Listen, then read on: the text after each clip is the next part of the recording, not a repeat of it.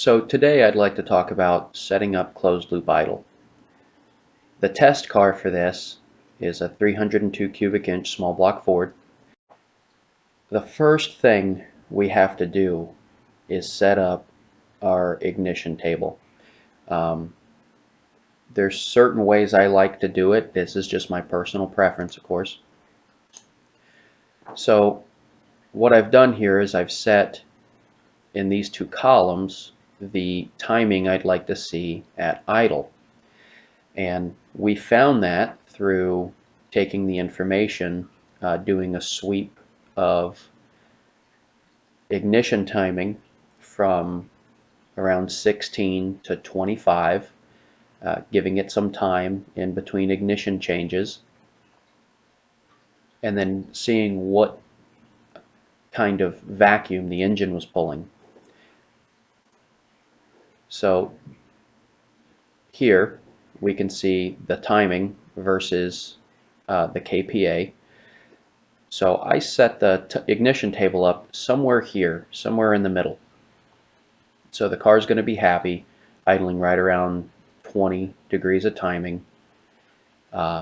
It says it should idle at 46 kPa. That's not going to be exact. This particular test it did, but this is just kind of a ballpark.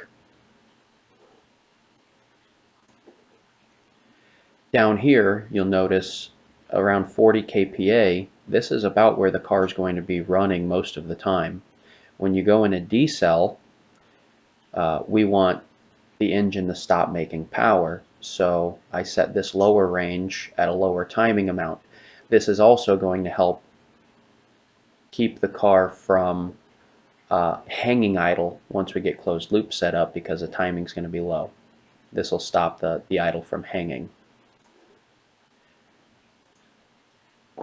So we need to go into idle control and make sure it's set to closed loop. We'll get closed loop set. Now the cranking duty steps here, he's got it just set to 25, but we can take a pretty good guess as to what they're going to need to be based on the right column here. And we can see the percentage duty cycle versus RPM. When it's cold, we want the car to idle much higher than when it's warm. We'll probably shoot for around 12 to 1300 RPM idle. And we can see if we set the idle valve to around 40%, that it should be a pretty good place to start. Because we'd like, when you start the engine, we'd like the RPM to come above target and then settle into target. So let's set the cold idle at 40% for cranking.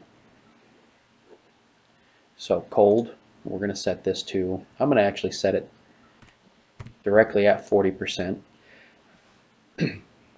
This is also going to be affected by manifold air temperature. So the higher the manifold air temperature, the more duty cycle you're going to need, because the air is actually thinner. And we're just going to drag that down.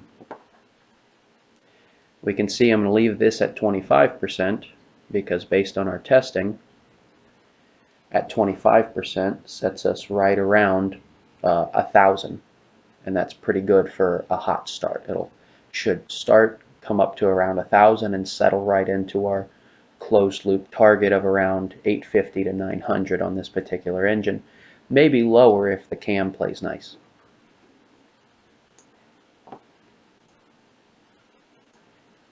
Now we can set up our settings. On this engine, again looking at our data, a duty percentage of 16.5 got us right around 900. So I'm going to set the valve to leave the valve set at 5%. The highest we ever want the car to idle is probably going to be 1500 or so when it's cold.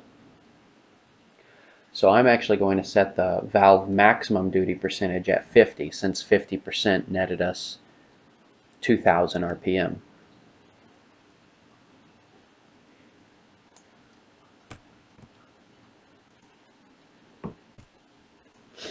These are older settings, dash pot adder and decay factor, and they're only meant for used last value. We're going to set this to use initial value table. There's issues with using the last value, such as if you're engine braking going down a hill, it's going to cause the idle valve to close because it thinks the idle's too high. And so the next time you go to stop, the idle valve will be at a much lower percentage than we need, and it can cause stalling. So we're always going to use initial value table. We're going to leave it on manifold air temperature.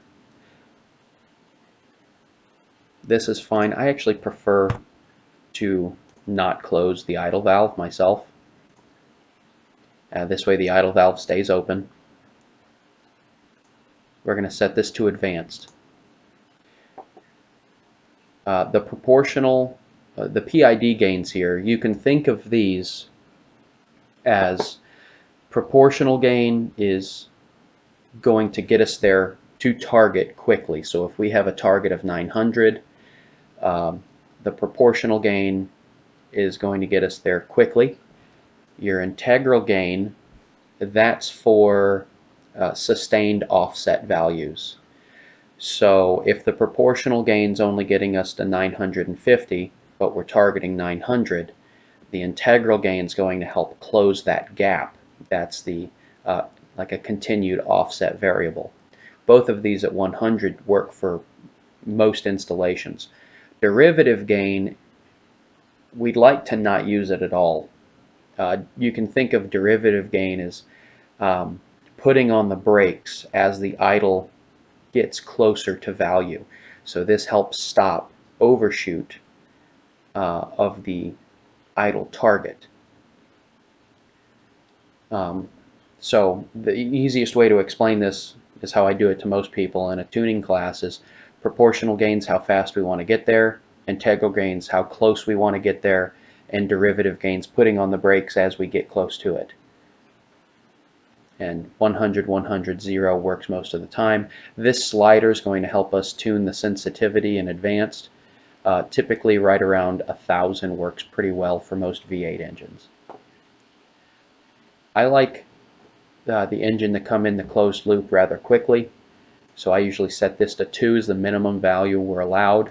This is how fast the engine's going to move from that cranking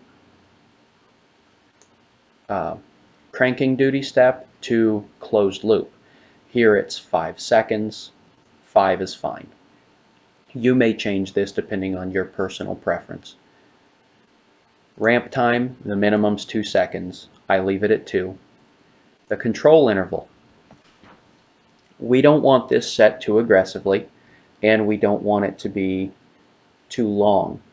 Typically somewhere between 120 and 200 milliseconds I've found to be acceptable. So I start with 200 and then move from there. PID disable RPM dot.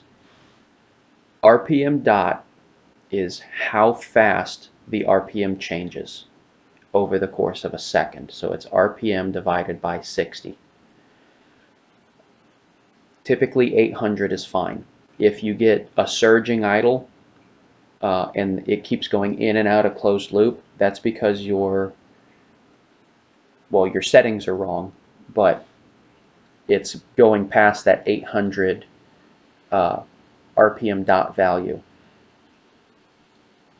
Typically 800, 1000 work well to start with, and then the more stable you get your idle, you can lower these numbers, but this works well for most lazy V8 installations.